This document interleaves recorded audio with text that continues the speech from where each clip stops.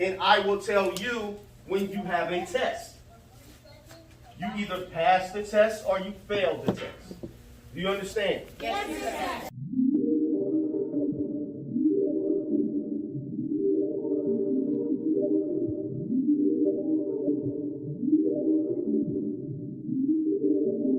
Have you ever seen greatness?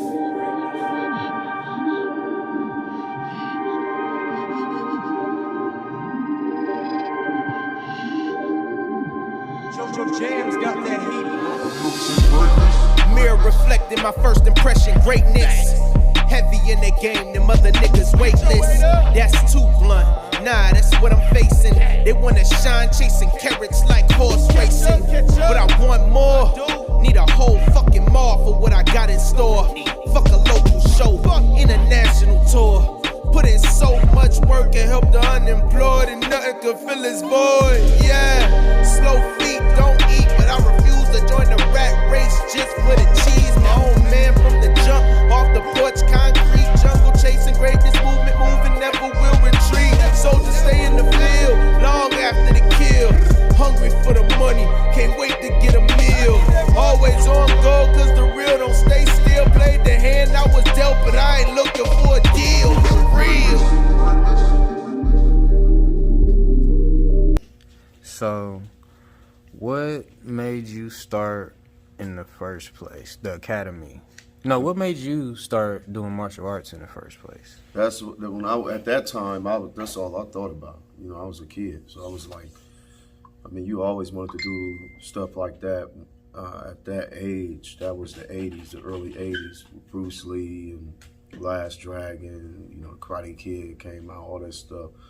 My father, who didn't really have the greatest relationship with, but he, you know, showed me what he knew and trained with him for a while before I actually formally trained in a dojo.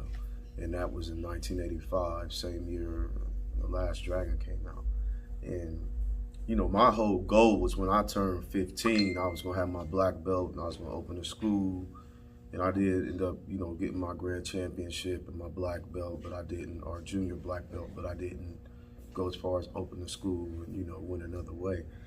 But when I, you know, turned my life around later on in life, and never thought that I was worthy to, you know, teach a school or, you know, that I knew enough, or, you know, so many different excuses, but it just kept coming to me. So much kept happening in the community.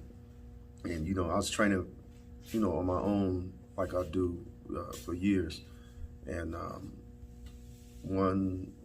two things happened. One, really three. One, it was an altercation with a couple people, well, 3 people. And, you know, it kind of, when you put somebody down, I'm not saying like nobody lost their life or nothing, but it happened so smooth, so quick that it kind of scared you a little bit, because you forget you had that in you. At that point, I didn't know, like, I had been through so much, and, you know, so much failure, that when you get back and then your skill is different and it's at another level, and you gotta kind of contain that, you gotta control that. So I started training again, a little bit more serious, formally, outside of just myself. And then, I mean, everything just kept leading back to here, you know, before this actually happened.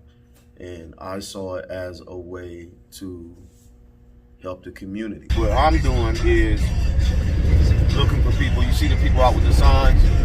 So I don't know if it's back there. Normally we keep lunches. So after, a lot of people don't know, after like the school thing and like the free Wi-Fi, all our extra lunches we pass out to the homeless. So I have been coming way out here for all these years, and I usually load up the van. So I'm gonna hit a couple spots on the way back before I make these deliveries. I try to, I guess, you know, they say don't hide your light. You know, I tried to hide it under other instructors and other this and that and the other, until it became clear that it's time for you to step out there and do what you're here to do. You're going to a national championship. to compete internationally. If you expect to place or to make it, you better be the best. The best you can be. You understand? Yes, sir. Do you understand? Yes, sir.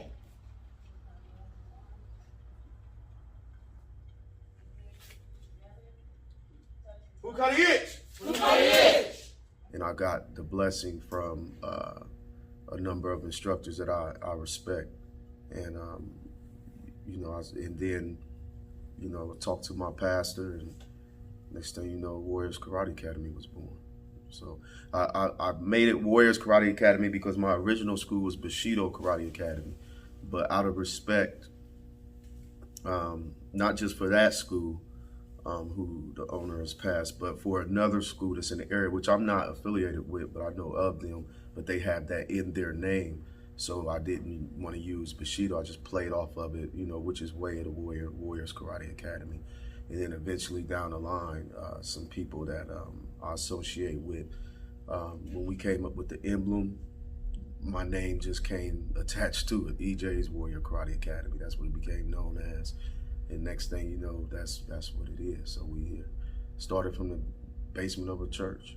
So we was blessed from the beginning. Okay. So you're from Columbus? Yeah, born and raised. What church was it? Greater Glory Ministries. Greater Glory Ministries. Okay. Greater Glory Ministries, Bishop Alfonso Jennings. Yeah. So. Okay. So after you started it, well, how was that when you were doing it there? How did that feel when you first started it? It was difficult. It was difficult. The first year was difficult. The first few years were difficult, especially the first year, because even though there are a lot of similarities, and I stress Bushido and our code, like church people didn't understand that. And even in the Bible, it tells you that people have different gifts. Some is preachers, some, lay hands, some speak tongues. This is mine. And certain people, they didn't understand that, and they feared that change. And I think it was the same type of thing where, we was planted there, but we was destined to move out of there. So we I'm not going to go all into all the specifics, but we it was time for us to go. We started in January 21st, right around, it was Martin Luther King's birthday. And we actually had to reschedule the first class because it was Martin Luther King Day. And which is, ironic with what we do. And then that November, we ended up moving out. But before then, a lot of things happened. Like this, we realized that we had to become a nonprofit organization. A lot of the kids couldn't afford it. I think we was only like $25 at that time. But then at the same time, the bank is like, look, you can't charge nothing. You ain't getting, how you going, So a lawyer friend of mine, he just kept overhearing what we was doing, and he was like, EJ, you're a nonprofit organization. You need help, support behind that. And I didn't know nothing about it at the time. He told me and walked me through the process, and that's when we started that. And because we was running a summer program too. The pastor asked me if I knew somebody who would feed the kids in the summer for their food program. And I'm thinking 2 and 2, maybe I could teach a class there, because I'm trying to remember at the same time, I'm trying to get this to the community. It's a lot of youth that was dying, kind of like right now, and the kind of stuff that's going on, and just giving people a different way. And I'm like, we could do it. We run it as karate camp. And we did all that. The movie of the day, the favorite movie that year became The Last Dragon. Who knew 7 months later we would meet Bruce Leroy? And then we met him again, and then, what we got going on now. And then, you notice through those programs that some of the kids that's coming is only eating at your program, at a lunch program or breakfast program. So, it was crazy. And then even it's not the stereotype where you think, where the media show you that there was, and it's no knock to nobody, but they show you that there was black people. No, these was white people. You know what I mean? That was kids. that didn't have nothing to eat. The thing is, we went from there. We did a lot of stuff instituted that year. We started our first hog roast as a fundraiser. When we left there, we ended up doing a couple moves. We was out at Eastland Mall at Get Fit 41 for a little bit. That didn't work out. And then I was looking for a building on Mount Vernon, and they was trying to charge me, I think, like $2,000. And one of the buildings, one of the guys that I worked out with, he owned a gym. And I think that year I was getting ready for a show. We was, I was started bodybuilding, but it was, he was like, let me check out the place with you. When we went to check out the place, he's pointing to all kinds of stuff that I didn't know nothing about. So it was good that he did that. He came out, he's like, man, forget that. Come out to the gym and, we'll work with you. And we ended up staying there for 3 years. That was I Resolve Fitness. So we every year we do the Thanksgiving. We still do that this year. 8 years now, we do the Thanksgiving thing where we, feed the homeless, and I go picking them up because we always want to remember where we came from and give back. So we was there for 3 years. Then we ended up parting ways there. I started another summer camp again, 2016. That's when Marlon came along, and that was at the Community Threads with Pam. And we was there. It was good, but it served its purpose, but it didn't work for us. And we ended up relocating to the best school. That was, it had its problems, but it was good. But the problem was the guy was selling the building. So we ended up, we was there for 2 years. We started to save the dojo thing. And then all of our partnerships kind of ended up coming to fruit. And we was able to get blessed to, find the space that we in now. And now we basically plan it. And the kids, we doing all kinds of things. We got free Wi-Fi, laptop program. NBC4's Kenya Ramirez spoke with EJs Warrior Karate Academy and how they're trying to help kids kick it into gear. Every day, these students learn about discipline, hard work, and how to be a warrior. But in order to learn how to be a warrior, it's important that they practice those skills. And though this karate school may not be open, well, the learning isn't stopping there. As EJ's Warrior Karate Academy has been sitting empty due to the pandemic, Sensei EJ has been reminded of what his school represents. No matter what it is, whether it's inside the dojo or outside the dojo, you have to adapt. As students have been struggling to pay for classes, instead of turning away from the problem, he's helping his community in need. With COVID and the lack of Wi-Fi and lack of laptops, we have space, we have internet, open it up. The summer camps, we done been all over the country. We got students competing out of the country on the U.S. team, big with the Arnold Breast Cancer Warrior Push-Up Challenge. Just really pushing that mode and overcoming obstacles. And so many events, once you get in the building, this is your opportunity to check out all of the activities and all the different types of sports, including seeing Sensei EJ with EJ Warrior Karate. So talk about what you're doing this weekend. First, nice to meet you. Nice to meet you, sir. So what can people expect from Sensei EJ this weekend? I will be busy with my students at the Arnold Sports World Kids and Teen Fest. We have a demonstration where we will be introduced by the Ninja Turtles Saturday morning at 10:30. Love it. We also will have another demonstration on Sunday at 2:45 at the main stage at the Sports World. And I'll also be giving up 2 seminars of how to get out of dangerous situations. That's great. So not only, obviously, karate can be fun and a great experience, but practical knowledge that people can use. And showing these kids, where I was, you have to understand, when I started, when I was, I think 12, and I qualified for, it was AAU at the time, which they are still around, but it wasn't this. And I remember the competitions would be thick. It'd be 50 kids, 50 people in a competition.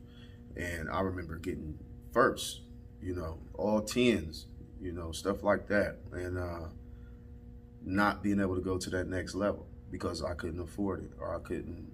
And, my father, he was a police officer. We still couldn't afford it. It was 5 of us. But, and there was other problems in my family that I'm not going to get into right now. But I didn't have nobody like me, so that, you can't get, we going to get you there. And we take the task to take those who probably wouldn't had a chance, or some who would had a chance, and we get them there and give them that, you know, don't worry about the finance, don't worry about this, get in there and do your thing. And you know, so that feels good. It feels good. It feels like every time, because I'm talking a lot, but in 2014, really 2013 when we started, you know, they do good, they do well at local competitions, a couple out-of-state competitions, but it was time to take them to that next level because they was getting too comfortable just getting go first, but you're lax, you're not pushing yourself.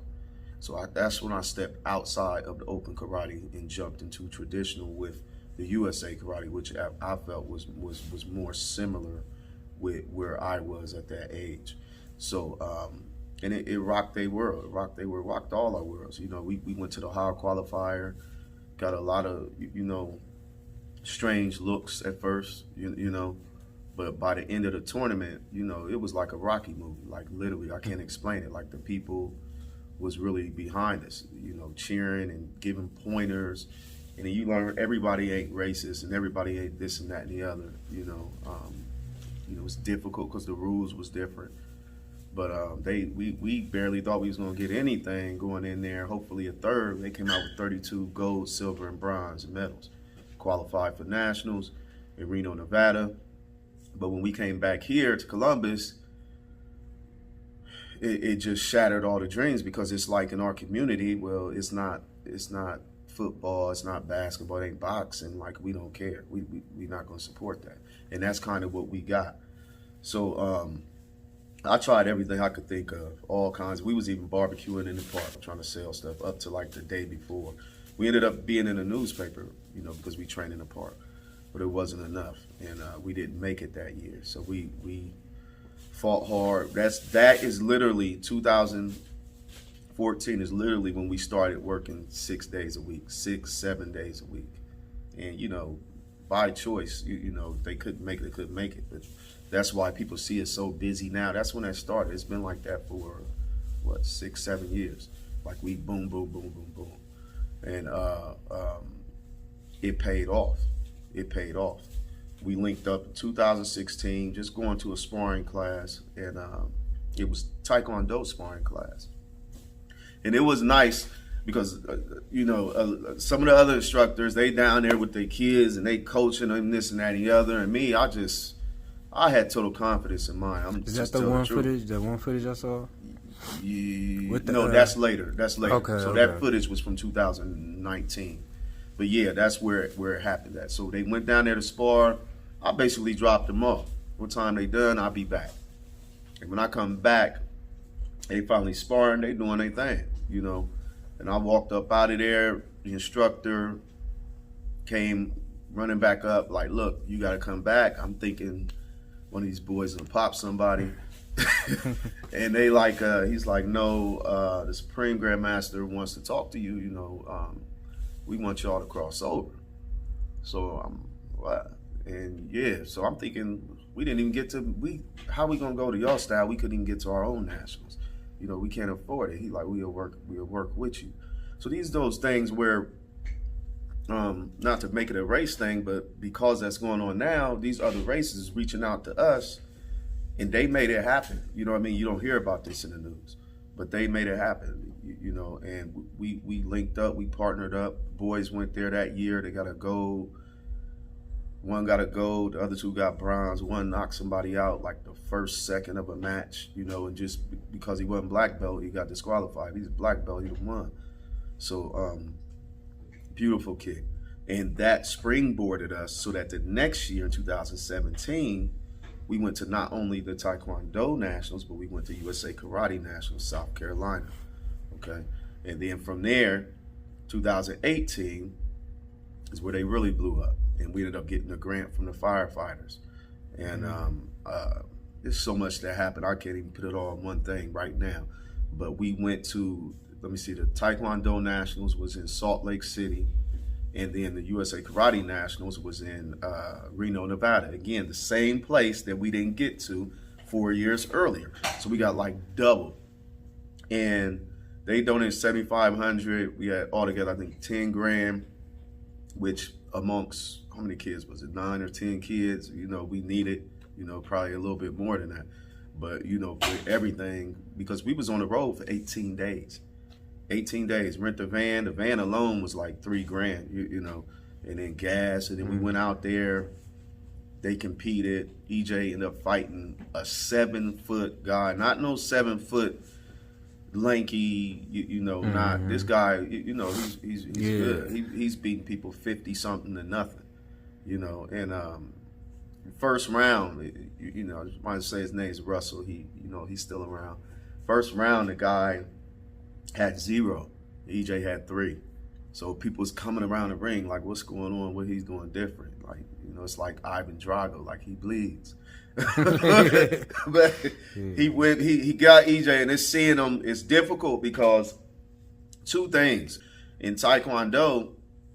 Okay, I know what I know, but that is not my style. You understand? You know, I don't have rank in that style. I'm not their coach. So this guy is their coach. So I'm from the outside looking in. I see the movement. He moves right where he's in danger. He should have moved.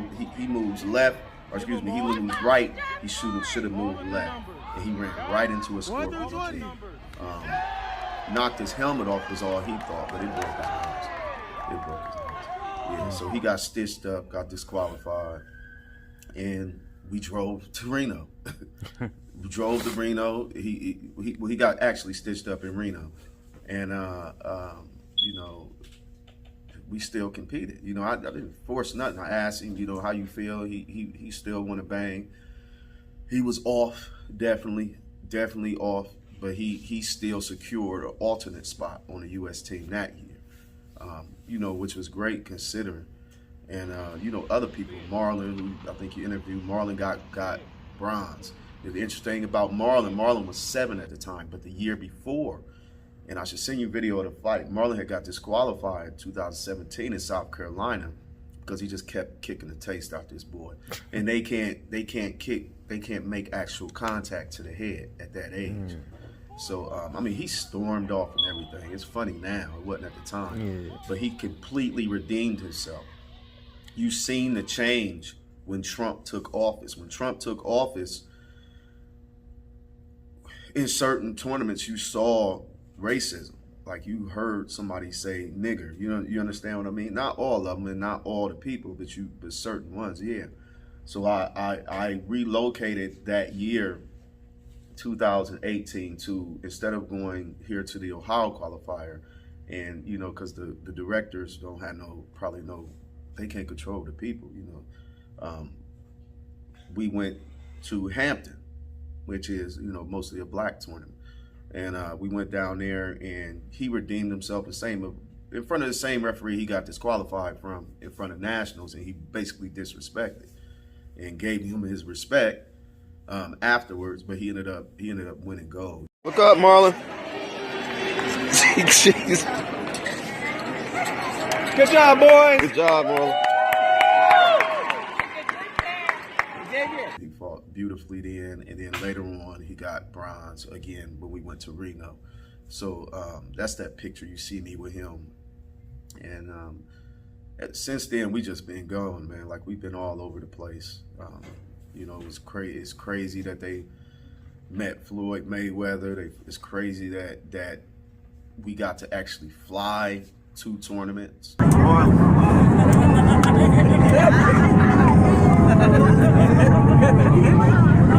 Test. God. Up to the window.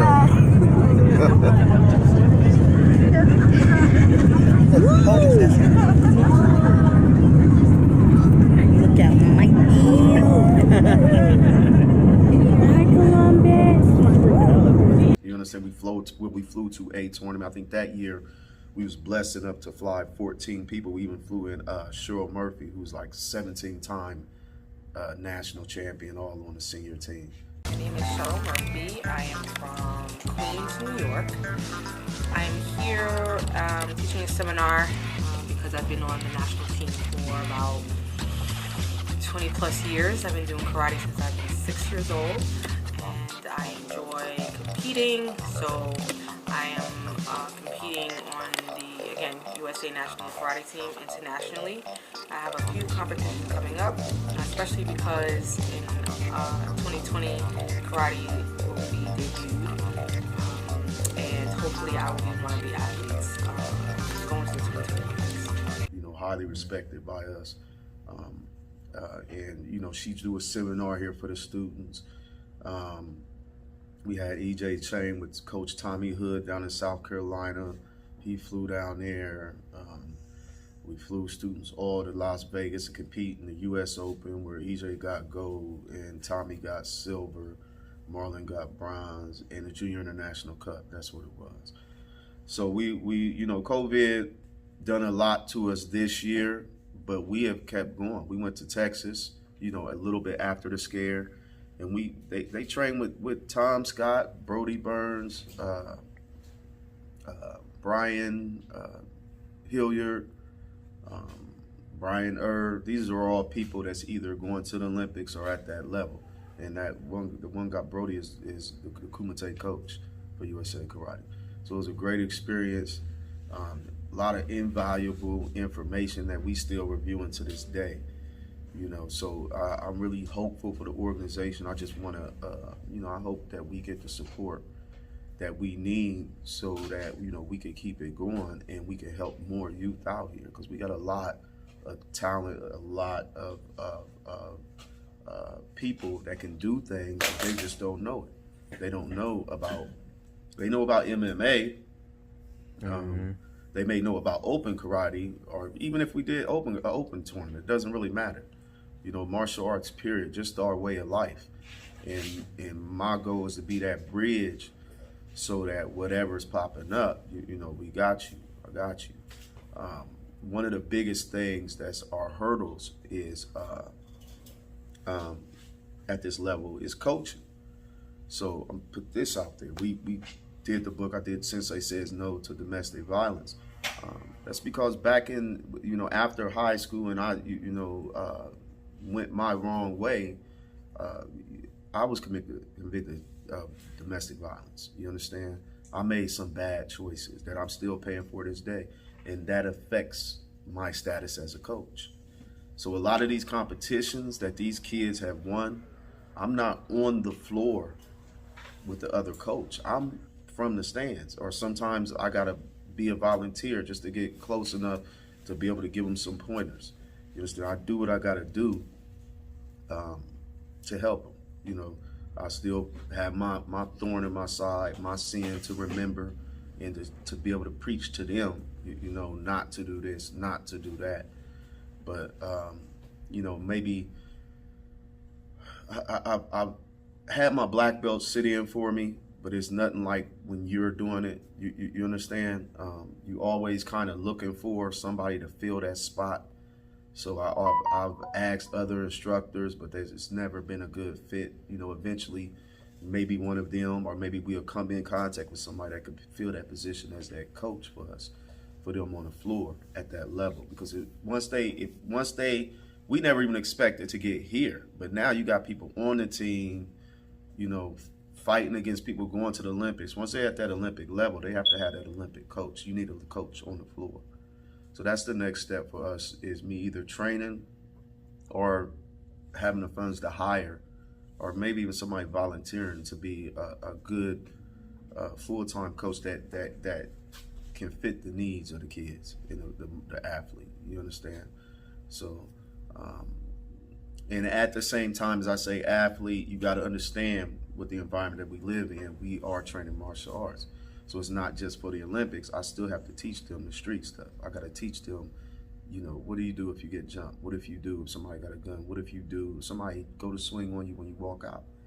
You know. Yeah. So how is that? Is it different between like teaching them about a competition and teaching them about defending themselves in a everyday situation? Yes and no. Some things are similar. The only difference is the control. But so some competitions you can't hit to the face. Some of them you can hit close to the face. Some of them you can hit skin. Some of them you can blast them. Depends on who it is who's repping, or what organization you're under, or what body. Now, how this plays in the street is you have to know the law. Self-defense is a third party, and that's covered in the Ohio Revised Code. You gotta start understanding what is self-defense. Self-defense is to stop the attack upon you. Once that attack stops, if you continue, now you take it from self-defense to assault, to attack. You don't want to do that. You can't just, somebody does something, just break their neck. Okay, you're going to jail. Okay, you didn't do it. It has to be a certain protocol. You know, if this person comes to attack me and I tell them, you know, look, I'm not trying to do nothing, or I try to get away, and they still come, then that's almost fair game within reason. You know, once I put him down, you know, if I put him down, I have to either restrain or do something like that. I can't put him down and it's clear that he's down. Okay, so I'm gonna go here and, you know, I'm gonna rip this out. No, you can't do that. You're going to jail. You know what I mean? Yeah. So it all depends on the situation. So what we do is we train 10,000 times for the same event, 10,000 different ways. So this is why the training is never over. All right, because it could be one slight step this way that changes everything. One slight step this way or a look that way that changes everything. You understand? Or the worst thing you want to do is go to hit and you get trapped in your mind thinking you in a competition and you should have knocked this person out. You didn't, and now they got the drop on you. Mm-hmm. You know, that's one of the problems that I learned as a kid. You know, you sitting there fighting for points. No, it's not. You don't care about that. Yeah, so you got to be able to differentiate between it. So, and you got to have a temperament, because you could be, I mean, it's easy to talk about it, but if it's something that's really upsetting you, and then if you're in a situation and this person done something drastic to you or to your family or just tried to take your life and you got their life in your hands, you might want to, you know, one tiny little thing and boom, it's all over for them and you. But if you have the restraint and you can keep that calmness, then you can handle that with ease and walk away, and they can, you know, pay for their crime or whatever they did. So this is one of the reasons that I incorporate so many different things. It's one of the reasons why I have activities with my students, so I can see how they respond. So I can see what triggers them, see what's working, what's not working, put them in real life situations, just like this COVID thing, and show them that we're gonna get through this. With from smallest to the oldest, say yes ma'am, every last one of them. Because everything that they feeling, I felt. You know, the temptations, you know, all that's, if you know anything about here, I'm very strict about what I allow around the kids. You know, there's no drug use, no alcohol use, not even a downtime. Other dojos do what they do, but I want them to have a clear mind. You understand, and understand what we're dealing with. So I'll keep going. What is it? Any more questions? Man, you said a lot. Do you besides the physical training, do you give them any tips on like diet and stuff? Yeah, that's all. So it's like, I hate to put it into one little like 8-point thing. Mm-hmm. So I heard you ask the student, like, what style are you? And the problem with that is, mm-hmm. excuse me, you box somebody in when you say that. Mm-hmm. Because they get their training here, but you're going to learn so much more. It's like you're talking about nutrition. Nutrition is vital for your health, for your functioning, for you to be able to move and you know, just stay alive. So we actually, our first year, I used to bring in a guy, I think his last name is Johnson. Tap water is fluoride being added to tap water. Because the tap water is not, well, the fluoride that they add to the tap water is not calcium. Steve Johnson, he would talk about nutrition. I mean, down to the markings that's on a water bottle of how many times you should refill it, how many times you shouldn't, and whether you should eat pork or not. So more strictly for our team members. So our team members are people that I've watched throughout the year, and I think that they're a good fit for the team. They go through a process from January to about April. And if they pass, first it's on them to take it. If they don't want to join the team, they don't have to. Because joining the team is a 50-50, maybe not even 50-50, maybe 40-60 chance. A lot of them are going to quit because you get put under more pressure and scrutiny. And I don't require you to be a black belt. They can be, maybe a yellow belt and still be on that team. But one of the things is nutrition. So when we go to a competition and you go to breakfast, you ain't about to eat no sausage before we go. You can have a little eggs, but just things like that. Now we're not strict to like a drill sergeant. The choice is ultimately yours, but if you want to get the results, then you should follow some sort of meal plan for the most part. But kids still gonna be kids. They still eat candy. We just tell them to do it in moderation, stuff like that. When we have actually when I started the dojo in 2013, at the same time, I had a fitness program, and it was slightly more than I had as did karate, and it was more adults in that, and with self-defense. So yeah, that's something we definitely involved in, is nutrition. Yeah. So you said you did a lot of traveling. Mm-hmm. How was that? Do y'all stay at hotels, or do you stay on like a tour bus type thing, or? No. So there have been times where I have to pull over, because if you driving, 20-something miles or 20-something hours or 17, 18 hours, obviously, sometimes we got it where we could get a room, or sometimes we don't. Sometimes we got it where we could get when I say a room, I mean between here and the location. Mm-hmm. We might have bootstrapped it. When we first started, we went to Iowa 2013 in April, and that was one of the worst ones, because we literally tried to sell candy all the way there.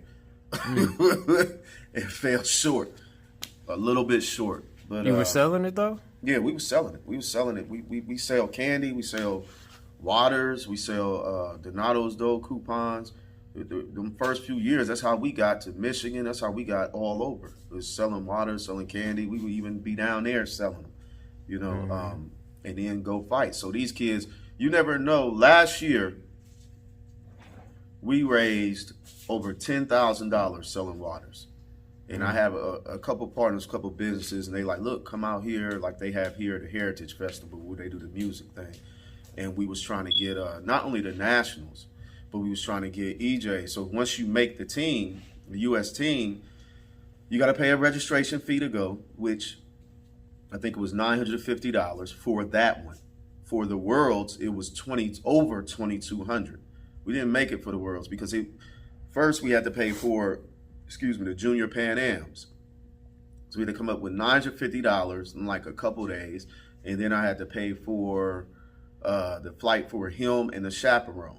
And because, the tickets was maybe $1,400 a piece, there and back to Guayaquil, Ecuador. And you're looking for chaperones. Didn't have one here because I couldn't do it because I had, negative stuff on my record from my past. So I had to find somebody else. We partnered with another guy from a school in Norfolk, a black belt, Sensei Eric Jones. Mm-hmm. And he volunteered. He said, yeah, I'll go. And he went. So we had to drive down there, meet him. And we literally we were selling waters and stuff. We had their tickets there, one way. So the room was included in the registration fee, the $950 we already paid. We had their tickets there. We needed another $3,000, or it was slightly under $3,000 for them to go. And what happened was, while we're driving, I'll never forget it, we was on the mountain, and I got GoFundMe's, all this stuff. I'm like, I'm gonna get y'all back. I got this coming here, this coming there. Just give me a couple days. Y'all just go on down there. And we on the mountain, and I hear that click on my phone, and I look, and you just look real quick, and it said PayPal. I'm like, oh, okay, somebody made a donation. I'm thinking, maybe it's $30, maybe it's $100.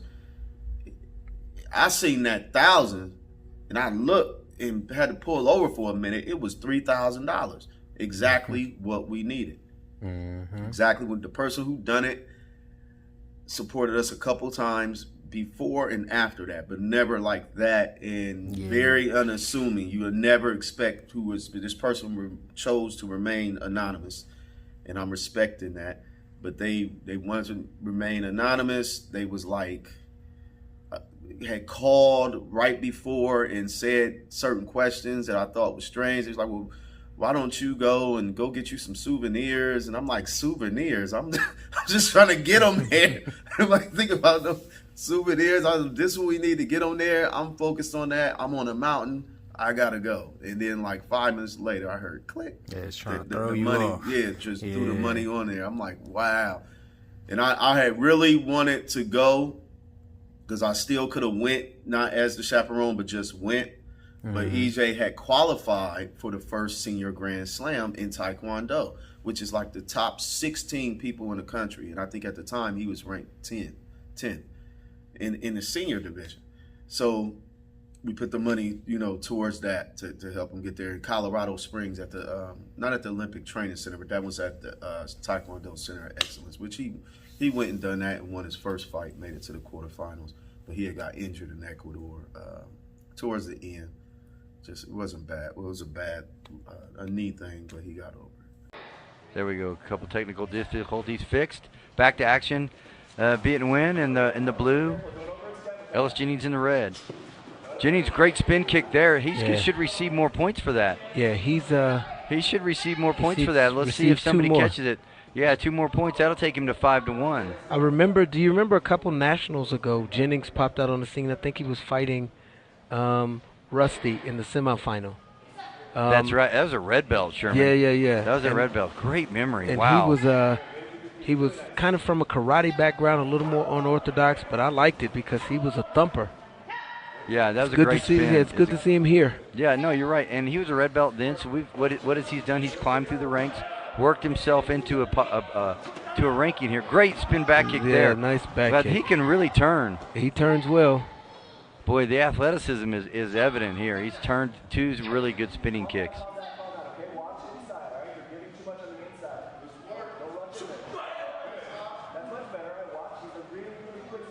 Was there ever a time that you just kind of wanted to give up? No. No. There was a time. There's times where you're like, I mean, how are we gonna get through this, or how are we gonna get through that, or how, when the building was being sold and you keep moving and just frustrating. Frustrating. Is this working? Am I helping anybody? Is it you feel like it's not making a change, or the kids are not understanding it? Like remember, I qualified for the regionals, which is like me taking them out of the city to the next state or the next few states. They're out of the country and everything. Like, they're doing way beyond what I did. But it's just like sometimes, I don't know. Me, just like with my kids, I had 6 kids, single parent, and every day, at the end of the day, when you shut the house down, you look at your kids for 1 second and wonder if you made the right choices. It's the same thing with the students, the same exact thing. Whether they did something wrong, whether they did something right, you think of the choices, you think, you reflect on it. When you meditate and all these different things. So yeah, I didn't say you want to quit, but you wonder if you're doing the right thing, or if you always check yourself. So, you have that. Again, even when you just asked about like the rooms, we were in Minnesota for the Taekwondo Nationals last year, and this was one where we got a chance to come back for a week before we went to the karate games in Chicago. We actually passed Chicago when we went back. And I remember asking them, what do y'all want to do? Do you want to get an extra room? Because it's times when we packed in a room like sardines. You got people on the floor, everywhere.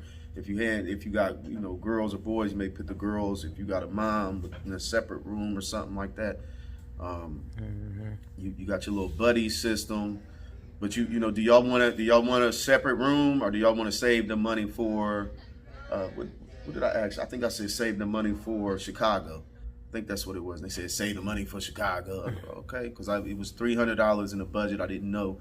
Like, it's so many people in the room, and I felt bad because what you do is whoever's competing the next day, they get the bed. You understand? Other than that, everybody on the floor. So, but they made it do. They made it do, and I'm really proud of them for that. And like I said, we was blessed the last couple competitions to not have to go through that. If we had some type of budget, which is, hopefully reasons for like this film and other things that we do to try to pay for that, then we can, accommodate even more. Not just that. 2016, a lot of people don't know, when we went to Richmond, Virginia for the Taekwondo Nationals, we was literally driving and the door just fell off. You know what I mean? So the door, we had to tie the door together with belts. I mean, we not in no dangerous situation like now. It was secure, but still, you don't have no budget for the Warrior van, or you don't have no budget for this, so you do what you got to do to make it work. And a lot of martial artists that travel across the country, they got stories like this, or they know what it's like when you don't really have the money, you try to make it work, or trying to this kid don't have the money, so we do what we got to do to make sure that they got it. So it's just a part of it. It's crazy right now, because like I said, in the past year or two, we've been put in positions where we didn't have to struggle as much as we did before, and it's totally different. It's totally different. Yeah. It's totally different when you go to a tournament. The first time was 2018, like I said, with the firefighters.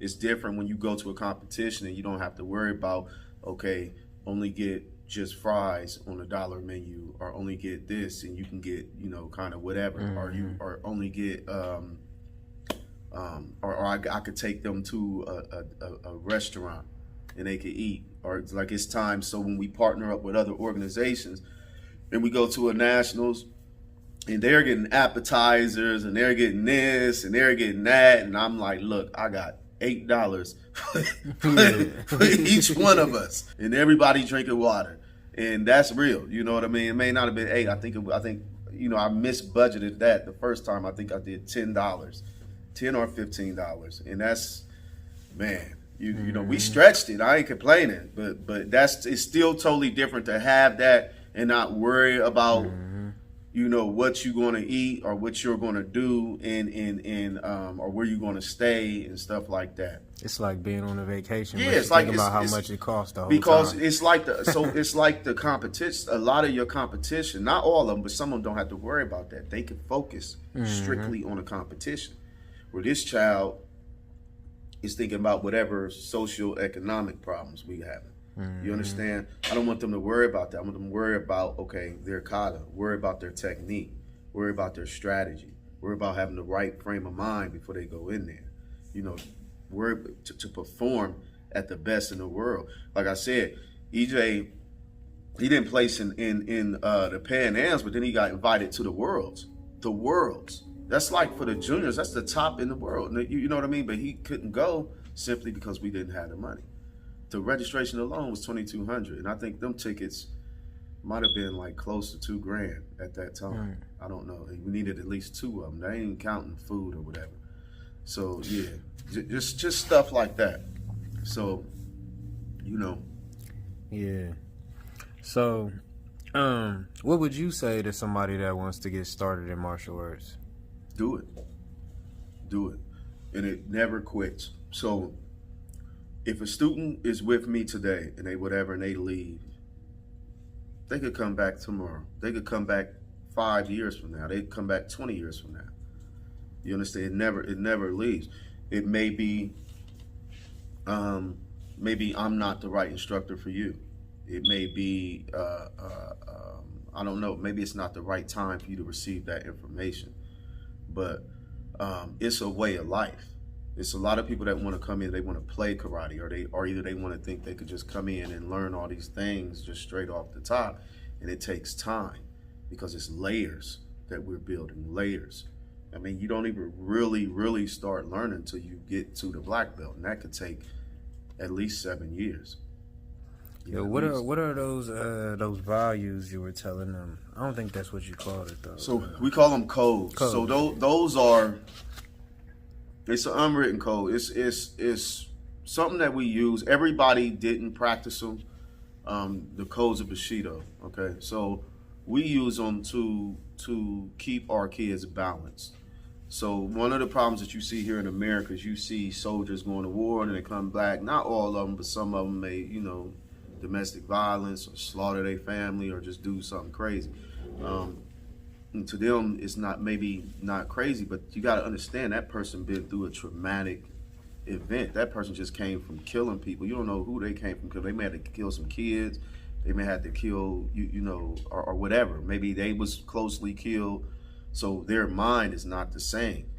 And I don't think that, if you think of the samurai they had, and even if you look at a movie like The Last Samurai, you look at when they wasn't at war, yeah, they was preparing for war, but they also had their art. They also had their poetry. They also had the horticulture. They had different things to try to keep that balance, that peace. And that's what I incorporated to my students, is find different ways to keep peace so that you don't flip off when you do get mad. So you don't just go off the handle, so that you can stay calm, so that you are almost always walking in a state of meditation. You understand? And whenever it happens, you just flow with it. You become one with yourself. So these codes include rectitude, veracity, benevolence, honesty, respect, courage, humility, and honor.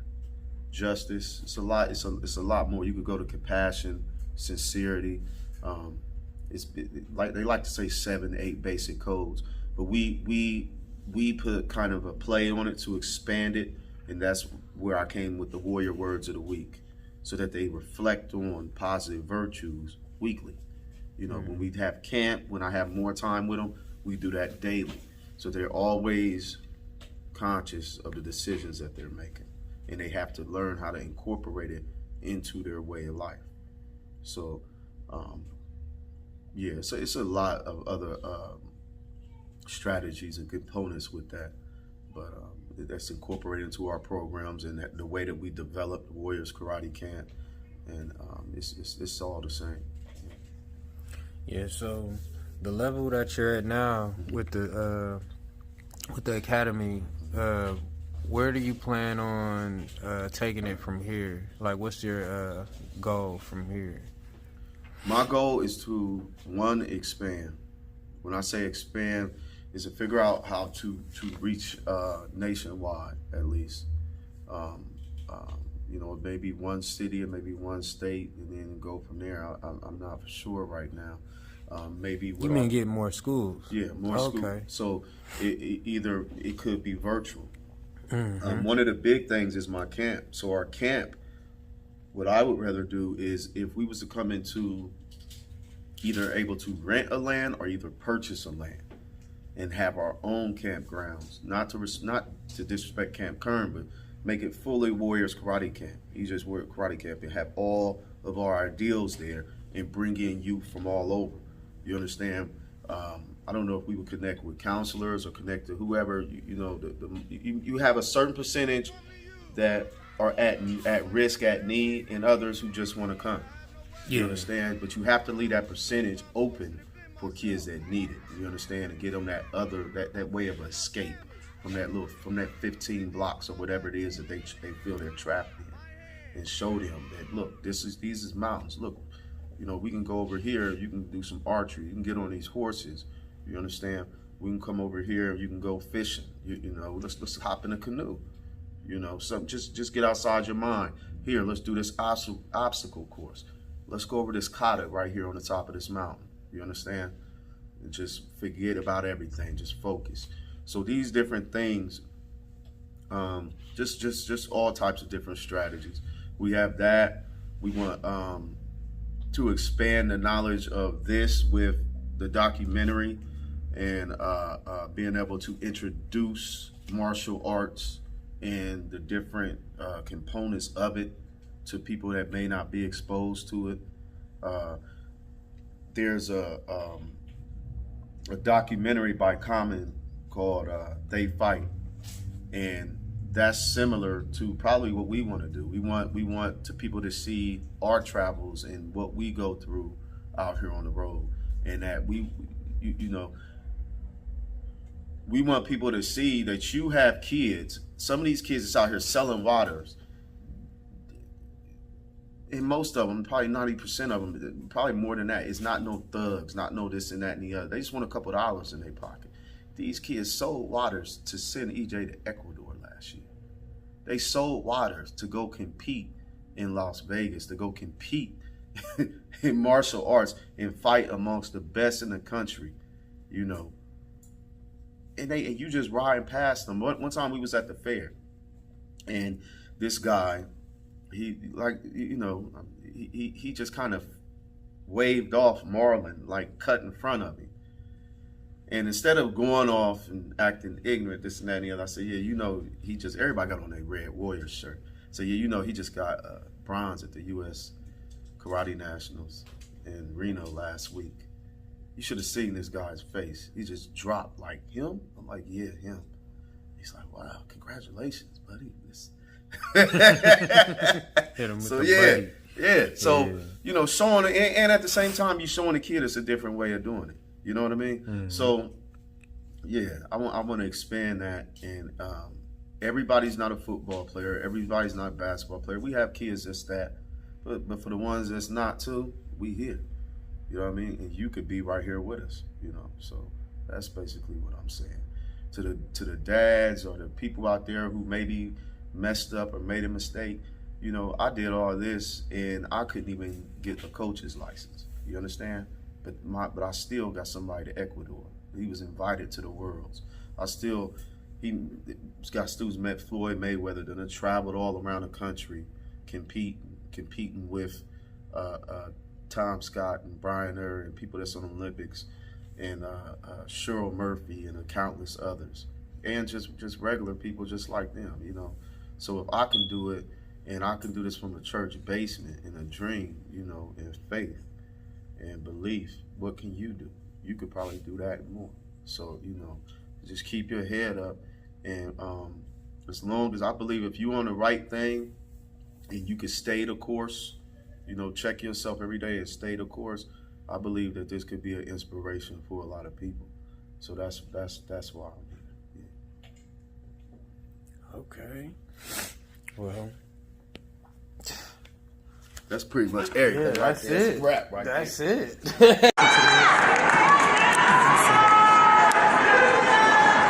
Marlon, though.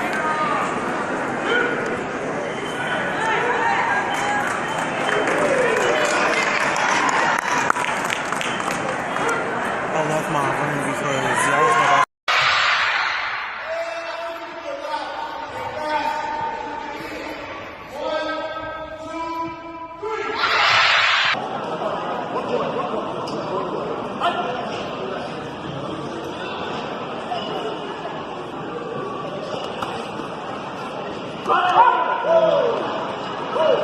Jay, money, Jay.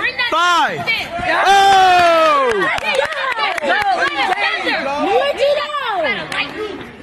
He got some love.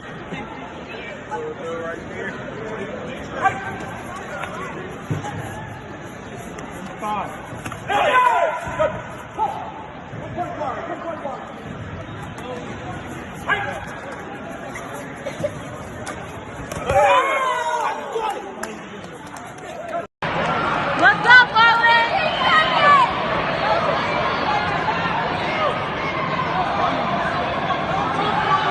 Let's go, Marlon! Good job, Marlon.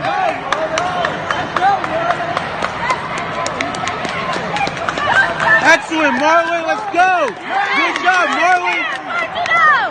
Move. Get back, Marlon. I want to do it. I want to make a difference. I want to show that the students in our school, that or people in the streets, that There's other ways, there's other options. You can do it too. Okay? I was just a regular kid too. And now I'm headed to Ecuador to fight for the U.S. team.